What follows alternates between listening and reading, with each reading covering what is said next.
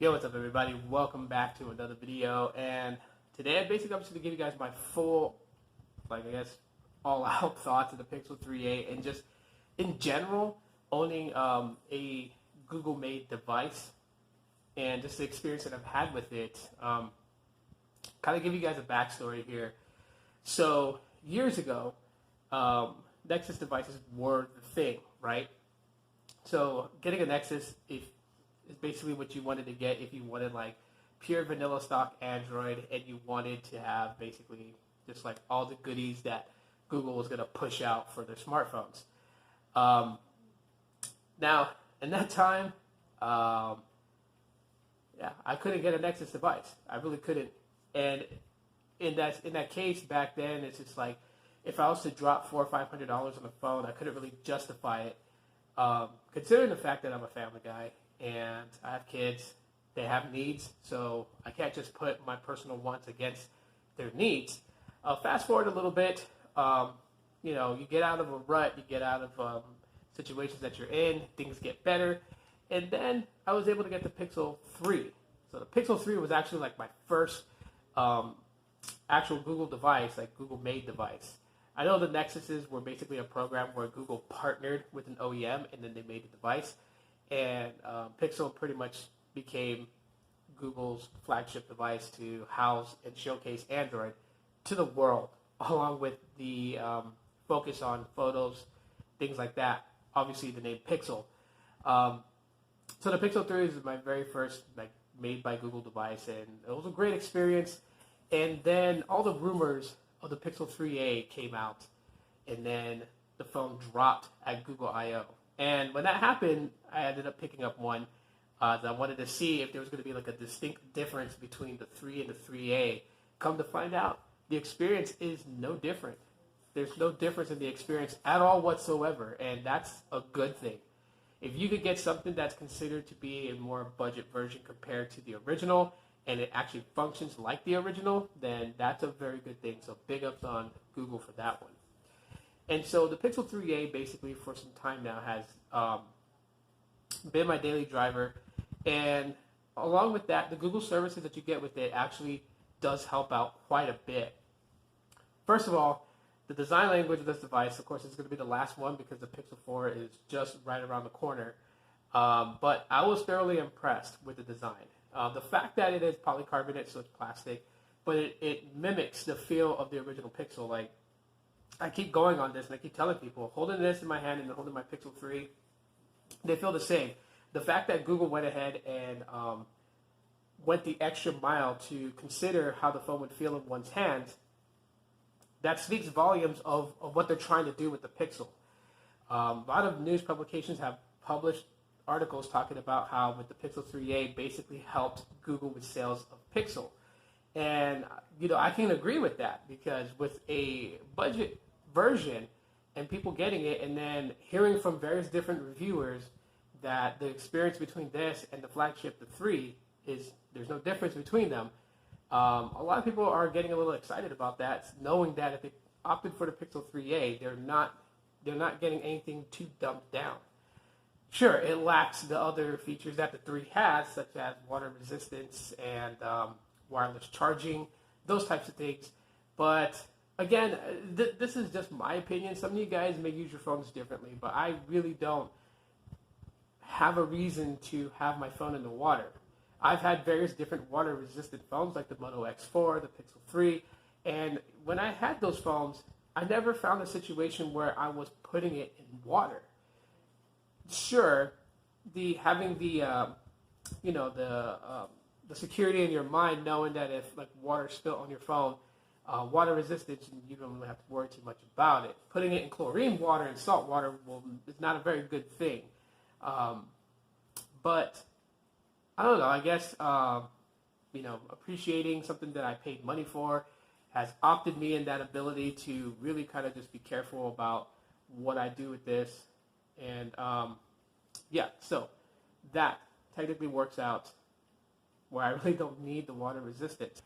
So wireless charging is something that, again, it's a feature that is great to have at times, but it's not something that you definitely have to have with every smartphone. I It's not been a hindrance to me at all whatsoever with actually having this device without wireless charging. And then to be quite honest with everybody out there, there are various different workarounds. If you have the Pixel 3a and you do like utilizing wireless charging, say you have like a wireless charging pad at work, but you know that this does not have wireless charging, you can actually find, they have little patches that you can put on the inside of your case that plugs right into the Type-C port, that when you lay it on a wireless charging pad, it will wirelessly charge your device. So again, because it doesn't have wireless charging natively built in, doesn't mean that you can't achieve that. And the amount, put it this way, take this for example, $399, right? $400 for the Pixel 3a, $480 for the Pixel 3a XL. And then you buy these patches. You can find them on Amazon, you can find them on eBay, you can find them on various different shop places. And at max, I've seen them go for about $20 for like a pack of like 3 or 4. Okay, so let's call it $330 total to get a Pixel 3a and to achieve wireless charging, versus buying the Pixel 3 for $799, or at this point right now I think it's like $599, so $600. You save money and you still get the same great experience of a Pixel 3 in basically a budget form factor. So I mean, there are ways. If you really need it and you're willing to do the research, you can really find ways to basically like cut corners and achieve what you're trying to get out of the smartphone without spending buku dollars. So just throwing that out there for everybody. Okay, but yeah, no wireless charging has not been a hindrance for me. Now the experience with the Pixel 3a, the user experience has been phenomenally good, and I say this in a lot of the review videos about it, but I want to go more in depth about it. So with it, I have still yet to see it slow down, which is something that we see a lot with smartphones. You buy a smartphone, you take it out the box, you boot it up for the first time, and then you start using it for like a week, and it's buttery smooth. Second week, it's still buttery smooth. Third week, maybe one glitch here and there. Fourth week, you start to notice some things like maybe battery draining a little bit quicker, or response to a certain app starts to become sluggish. Haven't had that at all whatsoever. I record with the Pixel 3a, and my only downfall with this thing when I do vlog is that the microphone is not all that great. The camera is good. In my opinion, the video is fine for vlogging. Some people say no to that, and that's probably because they use a DSLR or something else before. And, everyone's got preferences with videos and photos, so we'll get into that here in a little bit. But the audio is the only problem that I have with this. So yes, if you're going to vlog with your Pixel 3a, I definitely would recommend that you invest in like a little micro shotgun mic that you can plug into the headphone jack port, which actually it has compared to my Pixel 3 that doesn't have one. This does. So I can actually plug in a shotgun mic here and probably get way better audio. I haven't invested in a shotgun mic yet, but I'm looking to do so soon and kind of just see how this all works out. But when I make my videos, I use an app called Power Director. That's what I use to edit my videos when I do like jump cuts and things like that or whatever. And I noticed this. I tried this the other day. So I recorded a video, and both on the Pixel 3 and the Pixel 3a, they both have Power Director app on there. And so I went ahead and edited a 10-minute video. The file size was like 2 gigs. Each video was about 2 gigs. And so I went ahead and edited those videos, and then I went and rendered it in 1080p, and I watched to see if there was a difference between my 3a and my Pixel 3 in rendering that video once I was done editing. And the time it took to process and render that video was the same. So I was thoroughly impressed that having a Snapdragon 670 and not the 845, was able to actually do this with the video, was actually able to render it at about the same time. So that speaks volumes as far as it processing a video like that. And then trying to render a video in 4K took about the same amount of time compared to the 3 and 3A. So that tells you this device is pretty capable. Other than that, playing games on it is actually like pretty smooth and whatnot. So different games I've tried out on here, besides Pokemon Go that you guys know that I play, they've all actually ran pretty good. I haven't tried PUBG. Like really actually immerse myself in playing PUBG on this thing, but maybe I'll do that just to kind of see like how that functions on here with the Pixel 3a. Now, the Android beta system is something that, I think is actually pretty cool. I think it's cool in the fact that Google releases out these beta software so we can actually test them out. And again, a lot of people that have the Pixel 3s or even the Pixel 2 or the original Pixel, there's something I want to share with you guys, kind of like a side note type of thing. But when it comes to the Android beta system, Android beta system doesn't mean that it's the full-blown version of Android and you're getting early access to it. That's not what it means. Beta basically stands for that it's still in development. It's not fully baked. Okay? So if you're going to opt into using beta software, you have to have that understanding that certain things aren't going to work with it. Like with Android Q, obviously Pokemon Go, I've said this on Reddit, it doesn't work with Android Q. It's not optimized for it, so it doesn't run. So if you try to load up Pokemon Go, it stays stuck at the loading screen because it's not fully compatible with Android Q. And even one of my banking apps does not work on Android Q. So again, just keep in mind, beta software is exactly what it is. It's still in development. They're still trying to iron out every possible bug that could possibly happen, so that way when they actually release this operating system, it will be fully functional and not have a massive amount of bugs and issues. Android beta doesn't mean that you're getting early access to the full-fledged version of the next Android OS. But the fact that we actually have beta software for us to actually use is a very, very good thing. As a matter of fact, if you kind of look back 5 years, you'll notice that there really wasn't a lot of companies that would give out beta software. A lot of them would just make you wait for that update, which is why back then, for argument's sake, people would say that Apple was better at releasing software updates than Android was. But I already pretty much cleared up that confusion, and if you guys want to know, the reason why it was that way was because Android would tell you about their new software, and then they would finish developing it, which would take that time, and then they would release the full-fledged version, whereas Apple would already have their operating system basically in development, and right when it was close to being full-fledged complete, they would then tell you hey, this is the next iOS coming out, and then a week later they would release the software update because they had already been working on it. The time that it took iOS to develop and Android to develop, there was not really a difference in time. It was just when they said that the software was coming. That's where it is. And Android and Google kind of shot themselves in the foot, telling you guys months ahead that this next version of Android was coming, and it just made people feel like that it took too long for software updates. But now that has been erased. Now that both sides have been releasing beta softwares to consumers out there, which is a very, very good idea, considering the fact that if you really want to know how the operating system is working out and if it's going to have some sort of bugs, release it to the public who are willing to actually test it for you, and then they give feedback.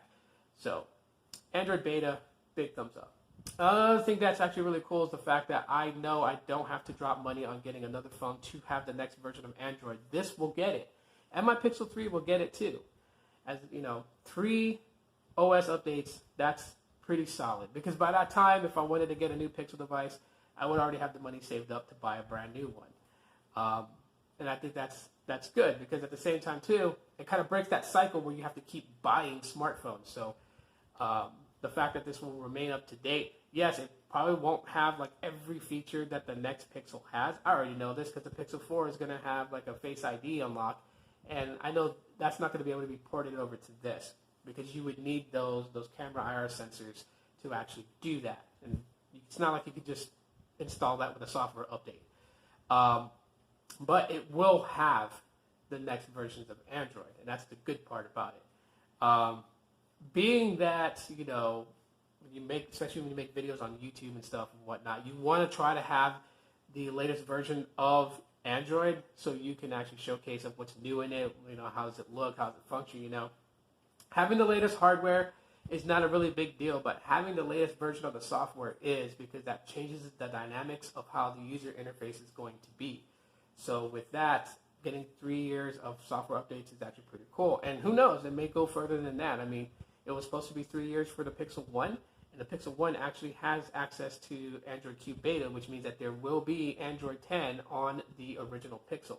And that's a pretty cool thing. That makes it 4 years for the Pixel. So you never know. They could extend the life beyond. But just for sakes, they tell you 3 OS updates. And so that's actually pretty cool. And that's a lot more than what most OEMs are giving, considering the fact that OEMs live by this formula that they can't sell you the Android operating system updates. So if they just don't update their previous device, but they put the update on a new piece of hardware, you'll buy the new piece of hardware to get the new version of Android. That doesn't work for everybody else. Some consumers are actually smart and they will not actually invest money every year or every couple of months to get the latest version of Android or whatever. Smart shoppers, smart buyers, I like to call them. But yeah, we really shouldn't be dropping that kind of money on phones all the time. Unless you're a tech reviewer who does unboxings, then that's completely different. You gotta have product to show your fan base. But as an average consumer, I really wouldn't recommend anyone always having to buy the next version of a particular hardware just to get the operating system update. If you really are worried about having the latest version of Android, go Pixel or go OnePlus. Pixel and Google are not the only ones that actually keep their devices up to date. OnePlus is actually pretty good at updating their software. As a matter of fact, I think with the security patch, they already have the August one released already for the OnePlus 7 Pro, and that came days before, I believe, the August security patch that's coming to our Pixels.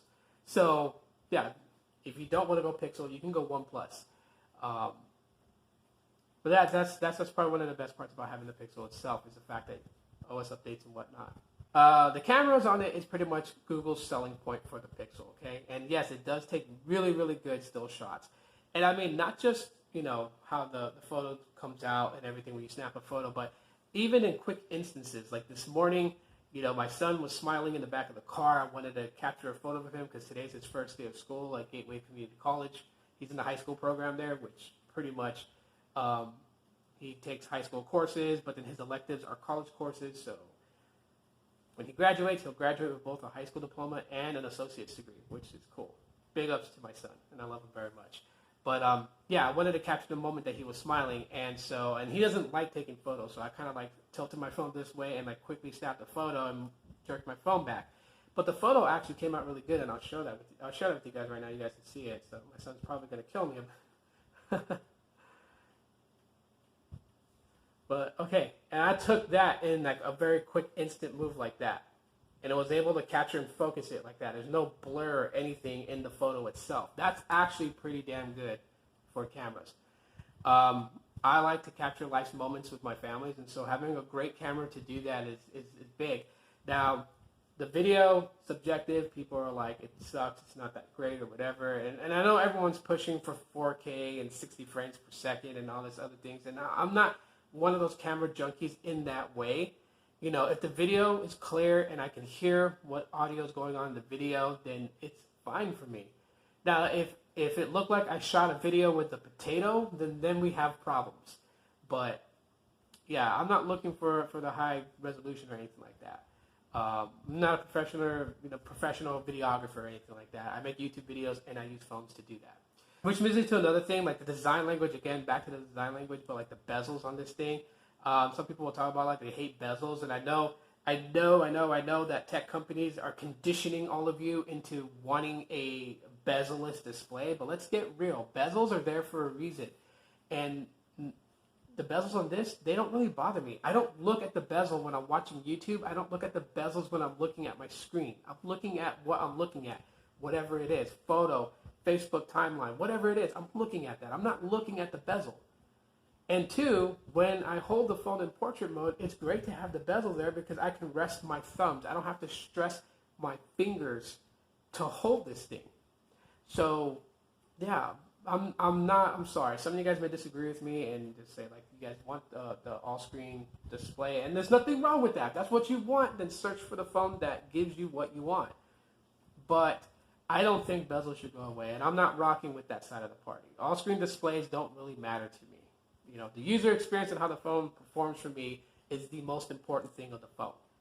How it looks, design language, and things like that, I don't care. This thing could look like a red brick. I don't care. But if it's fast, if it performs, if it does what I need it to do, that's all that matters to me. So in general, with just having the Pixel device, it's been a very, very good experience. I've had nothing but good things with this device, and I constantly make videos on it, just to kind of like, for you guys to see the growth that I've had with this phone. Because one day I'll say that it's actually great, and then if something happens down the road that I think you guys should know about, then that changes my opinion of the phone, I think I should share that with you guys so you guys understand. So, this is, when did I get this? I got this back in May, so we're at 3 months just about with this device. And so that's like a quarter of the year, pretty much, I've had this phone. And yeah, just giving you guys my experience on it. So anyways, guys, that's pretty much it. My thoughts right now with the Pixel 3a and owning a Pixel device and whatnot. So if you guys enjoyed today's video, which is pretty long, let me know by dropping a like. If you just found my video and thought it was informative and you want to do me that honor of hitting that subscribe button, I really would appreciate that. And the bell option to know when I upload another video. And thank you to everyone who takes the time to watch my videos as well. Share my video with friends and family if you guys want them to kind of catch wind of this information and the experience. Feel free to share my videos on whatever social platforms you guys are on. But that's it for now. Again, thanks for watching, and as always, aloha.